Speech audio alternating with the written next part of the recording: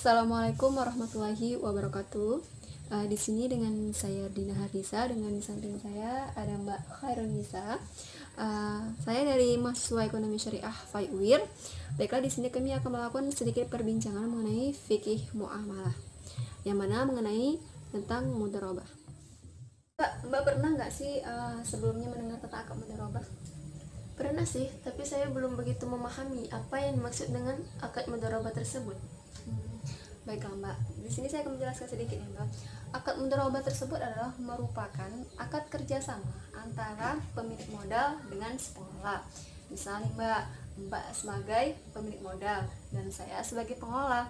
Jadi di sini Mbak memberikan modal Mbak misalnya sebesar 20 juta kepada saya. Modal dari Mbak semua, saya tidak ada sedikit pun mengeluarkan modal. Tapi saya mengelola. Setelah setahun setelah usaha berjalan, kita berdua membuka usaha kuliner. Sampai setahun setelah itu mendapatkan keuntungan. Misal keuntungannya itu 10 juta. Kesepakatan kita Mbak, misalnya Mbak 60% dan saya 40%. Jadi itu hitungannya nih Mbak mendapatkan nominal sebesar 6 juta dan saya 4 juta Mbak. Apabila terjadi kerugian, misal kerugian apabila itu tidak dari saya, Mbak akan menanggung resikonya. Akan tetapi kalau misalkan kerugian dari saya, Mbak tidak menanggung dari kerugian dan saya tidak berhak untuk menerima upah. Ini juga Mbak, akad mudharabah ini terbagi menjadi dua. Yang pertama, akad mutalakah, di mana di sini akad mutalakah merupakan akad kerjasama bagi hasil, di mana si Mbak sebagai pemilik modal memberikan kekuasaan Mbak kepada saya, tapi dengan cara tidak memberikan batasan. Terserah saya misalnya mau bikin usaha apa, usaha misal kuliner atau usaha apa, itu pokoknya terserah saya. Sedangkan jenis mudharabah satunya lagi adalah mudharabah muqayyadah, di mana di sini Mbak memberikan batasan, seperti saya harus membuka usaha tentang kayak kuliner ataupun tentang kayak butik ataupun yang lain. Iya Mbak, terus apa saja sih tentang rukun akad mudharabah tersebut? Oh baiklah Mbak ya. Di sini saya akan menjelaskan tentang rukun-rukunnya. Itu tidak banyak Mbak. Rukun-rukunnya yang pertama adalah adanya pihak kita berdua, misal dari Mbak si pemilik modal dengan saya adalah pengelola. Yang selanjutnya adalah ada modal Mbak.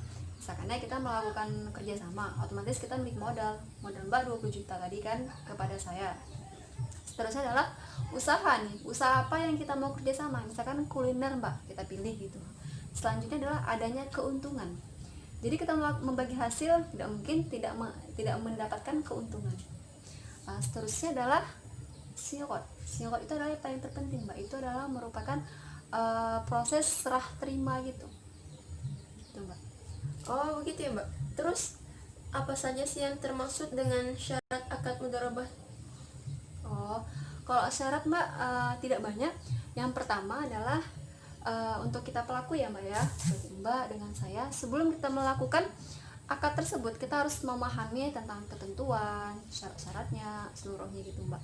Selanjutnya adalah Mbak juga sebagai pemilik modal tidak boleh melakukan batasan kepada saya di luar dari kesepakatan kita, maksudnya intervensi harus memaksakan ini itu gitu. Dan seterusnya ada juga syarat tentang modal Mbak, dimana modal ini harus jelas sumbernya gitu, dan juga modal tersebut tidak boleh tidak boleh berupa barang Mbak, dia harus uang. Misal uang nominal berapa, 20 juta harus berupa uang, tidak boleh dengan barang dengan senilai gitu Mbak. Selanjutnya adalah modal tersebut tidak boleh dari hasil pinjaman, misalkannya di bank contohnya. Kita harus memang modal dari pribadi kita sendiri Mbak. Seterusnya juga modal tersebut harus tidak melanggar dari ketentuan dan syarat-syarat yang berlaku gitu sih Mbak. Sebenarnya akad mudharabah ini sering kita praktikkan kali Mbak di kehidupan sehari-hari, tapi kita kurang mengetahuinya gitu. Ya Mbak, terima kasih atas pemahaman tentang akad mudharabah tersebut. Saya sedikit memahami apa yang dimaksud dengan akad mudharabah tersebut. Baiklah Mbak, sama-sama. Terima kasih juga ya Mbak atas perbincangan kali ini. Terima kasih waktunya juga untuk teman-teman yang sudah sudi mengikuti kami, dan mohon maaf apabila terdapat kesalahan. Assalamualaikum warahmatullahi wabarakatuh.